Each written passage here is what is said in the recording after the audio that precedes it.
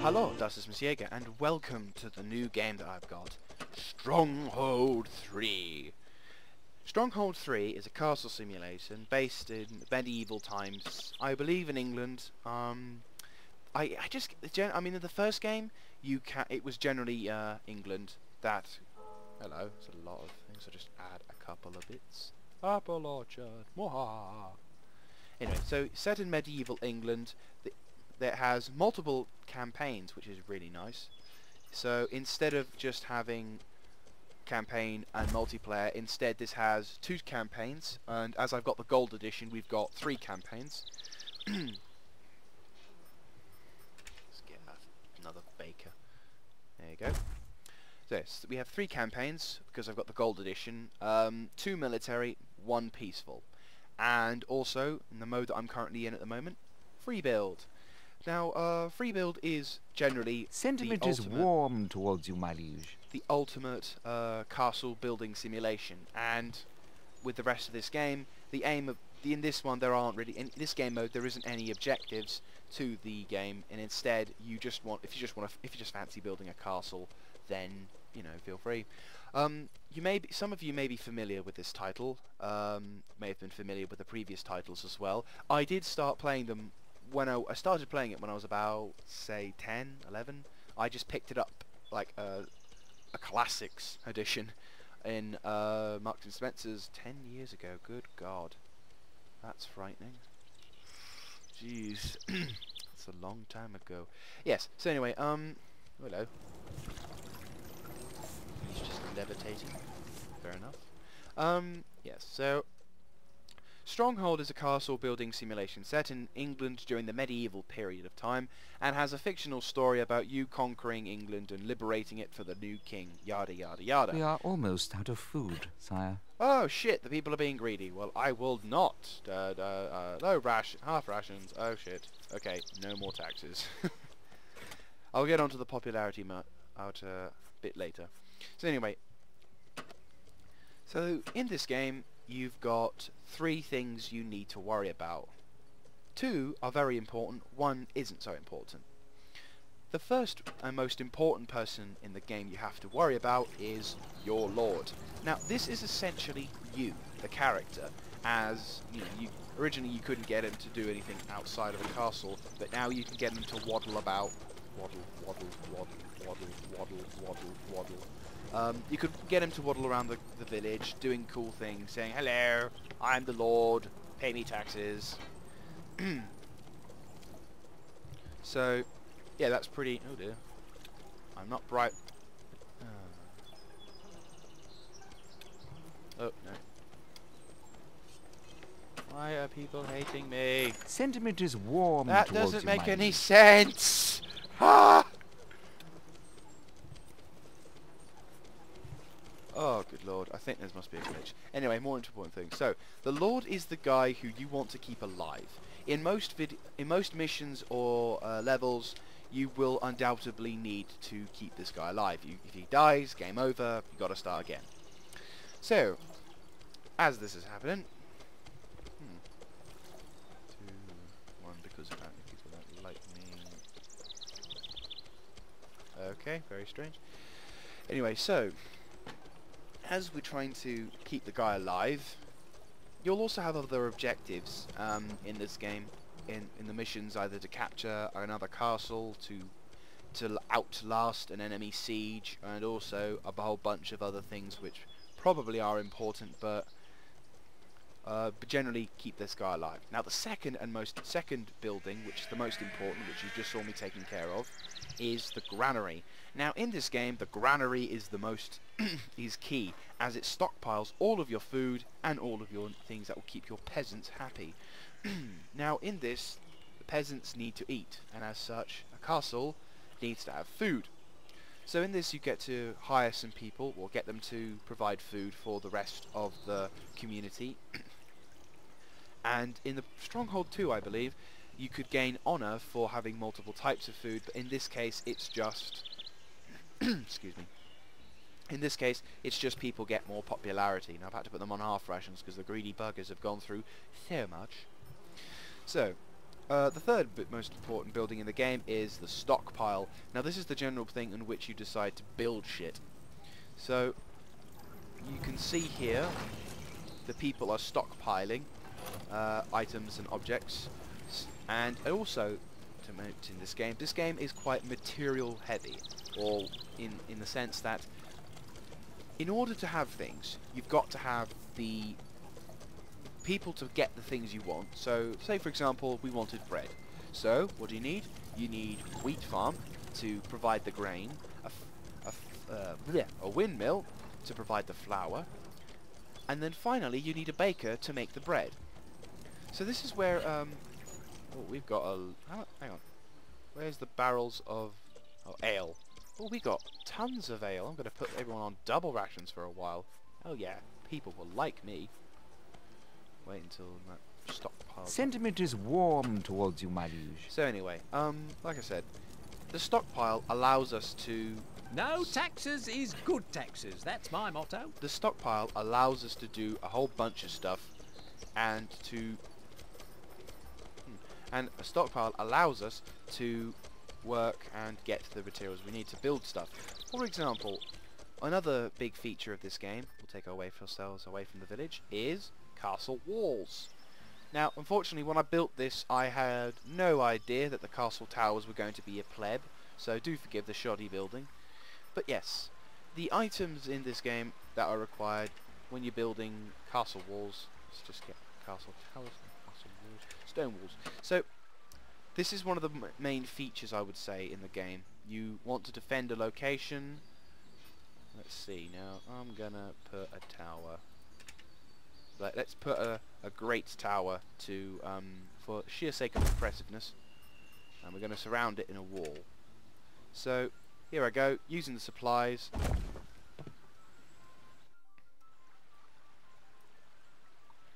So boom. Now I can build it as very spammily as I wanted to. Can't place that there, my lord. Yeah, fine. Be a dick. Ah, you just had to do it. Can I... Of course not. Okay, so that's a very shoddily built castle wall, I'll agree with you there. But we're just doing this for testing purposes, and I forgot to do that.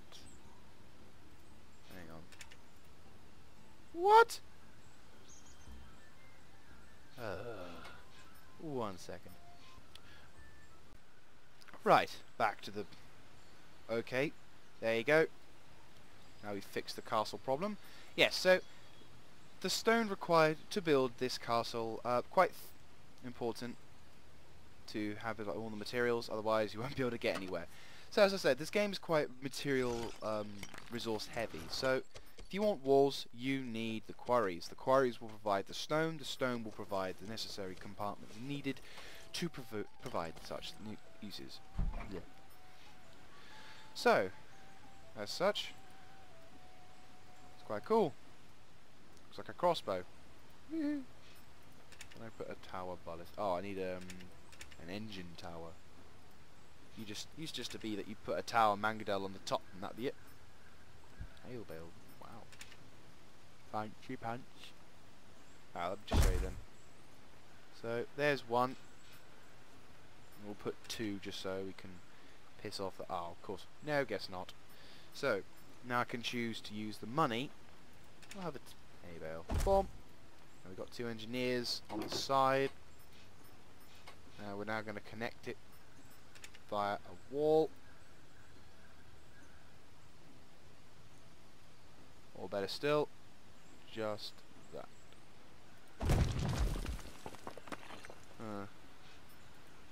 I would say it's a... I remember the other Stronghold being a lot better in design for steel walls than this one. But I suppose their budgeting wasn't so grand. Your Grace? Now I can just choose to have a mangadel.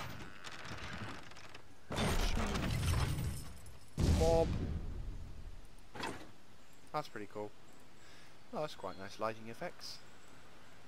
So yes, That's how the stronghold walls work. Sentiment is warm towards you, my liege. Now, are the people... Is the granary full of food so I can give it back to the people? Oh, yes. Normal rations. So anyway, there you go for the wall defensive. Now, let's go on to the guards, and surrounded by bloody sheep. Let's move them away. We march! Onward! Now, Stronghold doesn't have a very advanced military system. However, it does have a somewhat advanced method of getting the military system. Normally, you just create a unit. What are your using the orders, sire? resources, just like maybe a bit of gold or plasma. If you're a Dawn of War fan, Let's move.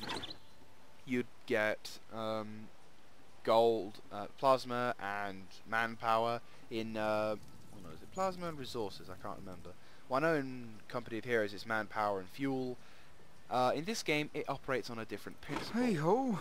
And as such, it's easier yet harder. For you to be able to recruit a certain type of unit, not only will you need the materials required, you will also need honor, which is quite an important thing in this game. You'll also need gold, obviously, and also the people in your castle area to get it. So if you want a large army quickly, you're going to have to buy hobbles, but don't forget you've got to keep the people not only well fed, you've got to keep them happy, in this case drunk, or religious. As you can see, you get too many people, they go through it faster than you can count it. So let me show you the different types of units, and I'll show you the bog standard to the elite. So for the first Your off, Highness! yeah, first of all, My lord?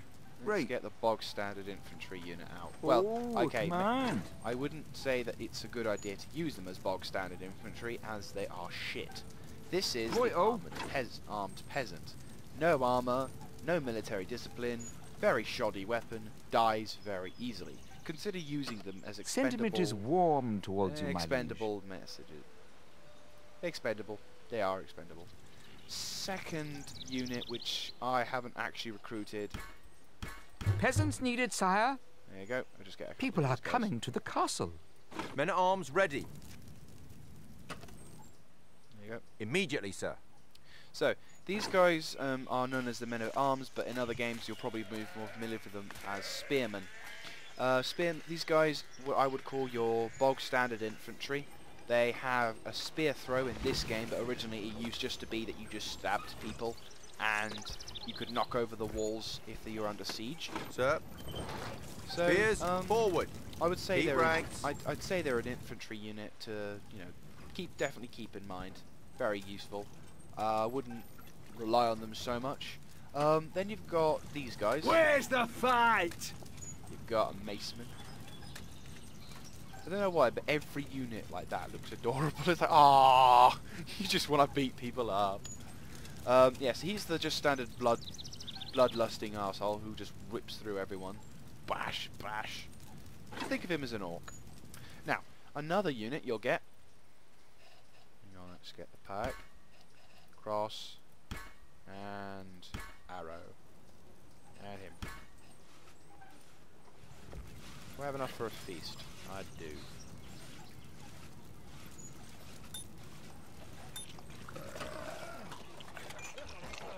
New orders, sire? Where is the enemy? Anyway, so these are the rest of the units I'll just show you. Need to build a stable just so we can have, where's the stable?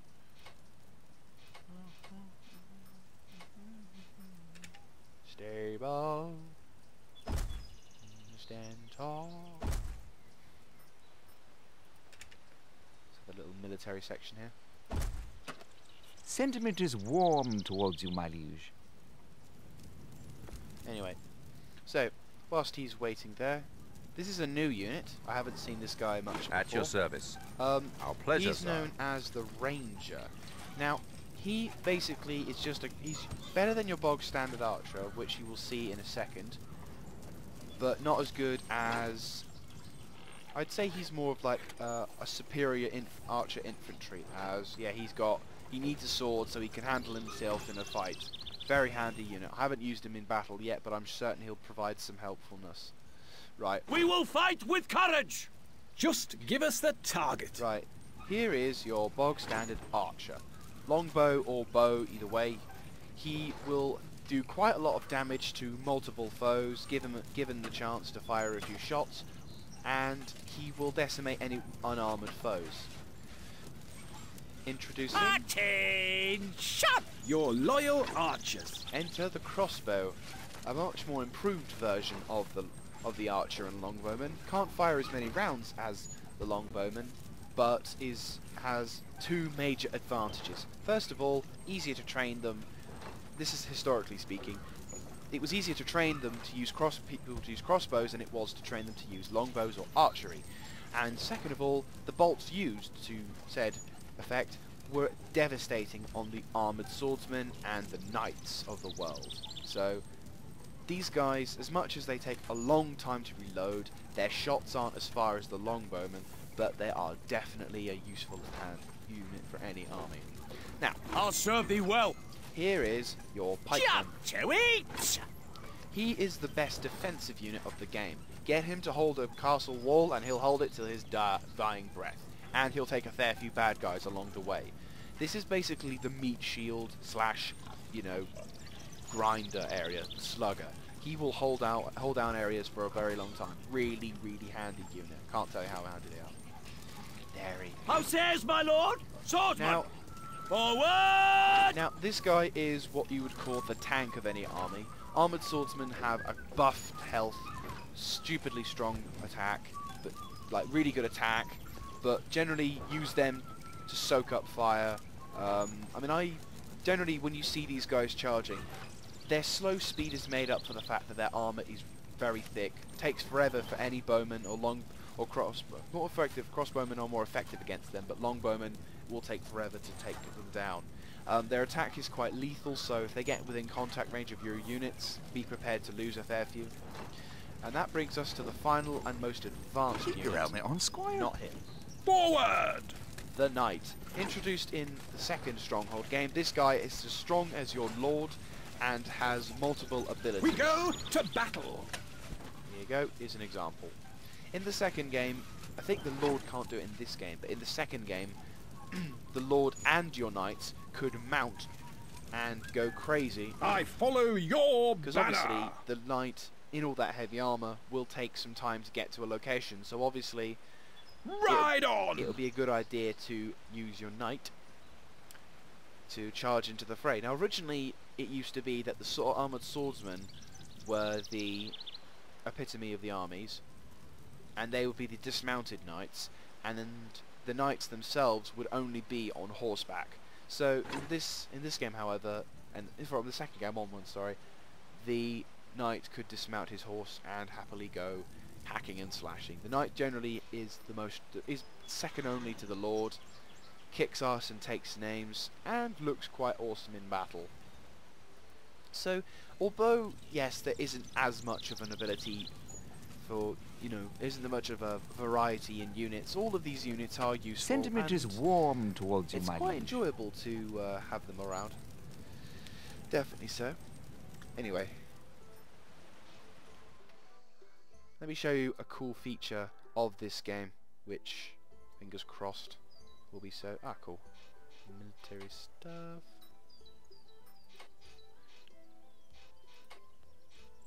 Castle defense. Cool. Right. Put some braziers on the top. Can I put the braziers on this game on the tower? No, I can't. Oh, that's a shame. You could usually could do such things as put a brazier. Now, you may be wondering, yeah, of course. How much gold do we have? Oh, we got enough. Let's go to the marketplace and buy some pitch ditch. Right, where's my marketplace? There it is. Materials. Okay. Now, just take you over to this testing area. This is one of the coolest features of what I would say the first and I think second game, though I wouldn't really know. Never had it in the second game. This is pitch ditch. Now in the first game, it's more prevalent in this first game than it is in the second. Can I select? Yes, sire? Right. There you go. Archers, moving! Now, in the first game, whenever it came to siege defense, you wanted to make sure that as the enemy approached, you can, you know, if you wanted to do as much damage as you can to them, because obviously you don't want them getting near your walls and destroying them and yada yada yada. So, a good method to stop Our an bows advancing shall army, sing! say for example, a reasonably large army approacheth, they're going to come to attack our walls and to destroy them, and I've got a few archers here throwing. The archers Good. Our standing bows grow impatient.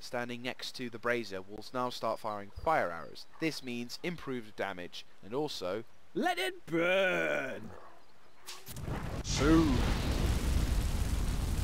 the ability to set your opponents on fire. Lovely.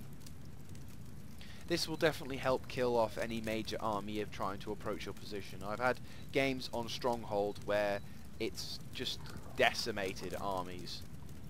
Obviously when I was younger I didn't have the internet to use, but whenever I did historical sieges, which is another game mode in this game, there was a castle which had a crap ton of pitch ditch. I used it, people burned, and it was fun. So yeah, that's just a temporary fix to stop people from getting through. And if you're an armoured Sentiment is swordsman, warm towards you, my you're liege. screwed, because you can't get out in time. If you're a knight, you might be lucky because your horse may die and then you can get off first. But generally speaking, people don't survive that often. Another really cool feature, which was only introduced in the second game, is the rolling logs. Timber! Now the rolling logs are designed to knock people down, either killing them or, you know, just spreading apart groups. Also meant to set people on fire. Really fun to do, and it's just one of my personal favourites in castle defence. You know, pitch ditch always wins for me. It's quite close. Your loyal Always quite close. archers. I've not really shot these and had them in the game before, but I kept it in there just because it looks cool. So, that's the castle defences side going. I think one more thing before we see. Let's have a look. Now, here's a good thing to talk about before we head out. When it comes to military stuff, people may be asking, how the hell do you get all this? Well, once again, materials heavy. You need to ensure that your people have enough iron. Now, iron, if you have the right areas, which is here, can easily be supplied to your people. So you'll need an iron quarry, or an iron smith. No, iron mine, sorry. I was close. An iron mine to get the iron for you. You need an ox tethers to transport towards from the area to your stronghold. And then finally, you will need some buildings. Now, say for example we wanted armour. I think we've already placed it down, but might as well put another one in. Bob. So, now that that person, the smithy, is going towards his work, he'll collect the iron bars from the... He'll collect the iron... that's a good example. Here's the spear maker, making a few spears, producing the thing, and now he's provided a spear from the wood that we've got. He's gonna take his... Now he's gonna take his armour, and he's gonna go probably either to the armour making or the mace, and then he's gonna make the mace, and then he's gonna transport it all the way to the armoury. Sentiment is warm towards you, my liege. Now the armoury has two uses. First of all, to stockpile weapons, and also, I think it was, yeah, you can and also to sell the weapons. Now you can also do this in the, not the church. You can also do this in the market, but it's kind of handy if you've just got the armory. So market, armory. I think oh yes, in the market you get to have an auto sell, and in the armory it just informs you. And if you want to sell individual bits and bobs, then here you go. Then of course, as we've just said, we recruit the individual units you want, and Bob's your uncle. You've got yourself an army. Now, I hope you've enjoyed this episode. At times, sorry if it's not been as exciting and bloody and explosive as my previous stuff, but you know, I haven't played this game in roughly... I haven't played the series of Stronghold in roughly a few years. I still haven't completed the game entirely, but I just thought, as it's new content and as I do enjoy playing it, I thought I'd give you guys a little visual description of it. Now, In the second episode, I will show you the more warfare side of it, in which I think this game has a better budget for it. But either way, I hope you've enjoyed this thing anyhow, and see you next time. This is Krant, new word, Krant Hunter, Crap Hunter, signing out.